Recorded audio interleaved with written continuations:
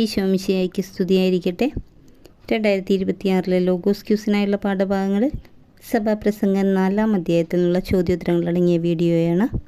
ഒന്നാമത്തെ ചോദ്യം: ആരെ ആശ്വസിപ്പിക്കാനാണ് ആരുമുണ്ടായിരുന്നില്ല എന്ന് സൂര്യന് കീഴെയുള്ള എല്ലാ മർദ്ദനങ്ങളും വീക്ഷിച്ചതിൽ നിന്നും സഭാപ്രസംഗകൻ പറഞ്ഞിരിക്കുന്നത്? മർദ്ദിതരെ ആശ്വസിപ്പിക്കാൻ. ശക്തി കൂടുതൽ ആർക്കായിരുന്നു എന്നാണ് സഭാപ്രസംഗകൻ്റെ അഭിപ്രായം? മർദ്ദകർക്ക്. ആരേക്കാൾ ഭാഗ്യവാന്മാരാണ് മരിച്ചുപോയവരെന്നാണ് സഭാപ്രസംഗകൻ വിചാരിച്ചത്? ജീവിച്ചിരിക്കുന്നവരേക്കാൾ. ജീവിച്ചിരിക്കുന്നവരേക്കാളും മരിച്ചുപോയവരേക്കാളും ഭാഗ്യവാന്മാർ ആരെന്നാണ് സഭാപ്രസംഗകൻ പറഞ്ഞിരിക്കുന്നത്? ഇനിയും ജനിച്ചിട്ടില്ലാത്തവരും സൂര്യന് കീഴെ നടക്കുന്ന തിന്മകൾ കണ്ടിട്ടില്ലാത്തവരും.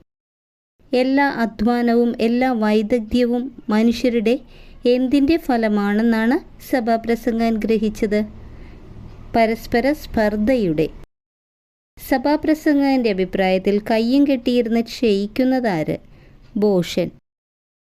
ഇരു കൈകളും നിറയെയുള്ള അധ്വാനത്തെക്കാളും പാഴ്വേലയേക്കാളും ഉത്തമം എന്താണെന്നാണ് പറഞ്ഞിരിക്കുന്നത്? ഒരു പിടി സ്വസ്ഥത. ആരുടെ അറുതിയില്ലാത്ത അധ്വാനമാണ് സഭാപ്രസംഗകൻ കണ്ട മറ്റൊരു മിഥ്യ? പുത്രനോ സഹോദരനോ ആരുമില്ലാത്തവൻ്റെ അധ്വാനം. എത്രയായാലും മനുഷ്യർക്ക് മതി വരുന്നില്ല എന്ന് പറയുന്നത് എന്തിനെക്കുറിച്ചാണ്? ധനത്തെക്കുറിച്ച്.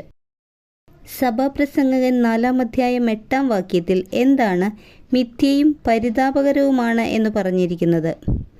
ആർക്കു വേണ്ടിയാണ് അധ്വാനിക്കുകയും സന്തോഷങ്ങൾ ഉപേക്ഷിക്കുകയും ചെയ്യുന്നതെന്ന് ചിന്തിക്കാത്തത്? 2 പേർ ഒരാളേക്കാൾ മെച്ചമാണെന്ന് പറഞ്ഞിരിക്കുന്നതിന് കാരണം ഒരുമിച്ച് കൂടുതൽ ഫലപ്രദമായി അധ്വാനിക്കാൻ കഴിയുന്നതിനാൽ. എങ്ങനെയുള്ളവൻ വീണാലാണ് താങ്ങാൻ ആരുമില്ലാതാകുന്നത്? ഒറ്റയ്ക്കായിരിക്കുന്നവൻ.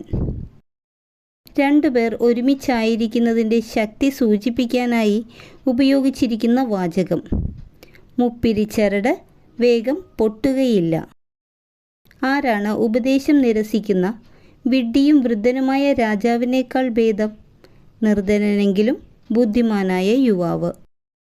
ദരിദ്രനായി ജനിച്ചതാണെങ്കിലും എവിടെ നിന്ന് പോലും ഒരുവന് സിംഹാസനത്തിലെത്താൻ കഴിഞ്ഞേക്കുമെന്നാണ് സഭാപ്രസംഗകൻ പറഞ്ഞിരിക്കുന്നത്?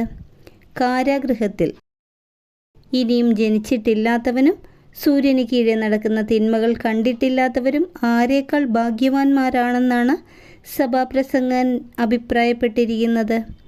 ജീവിച്ചിരിക്കുന്നവരേക്കാളും മരിച്ചുപോയവരേക്കാളും. ഒറ്റയ്ക്കായിരിക്കുന്നവനെ കീഴ്പ്പെടുത്താൻ സാധിച്ചേക്കാം. 2 പേരാണെങ്കിൽ ഡാഷ് കഴിയും, ചെറുക്കാൻ കഴിയും. നിങ്ങളുടെ അഭിപ്രായങ്ങളും നിർദ്ദേശങ്ങളും കമൻറ്റ് ബോക്സിൽ രേഖപ്പെടുത്തണേ. Thank you.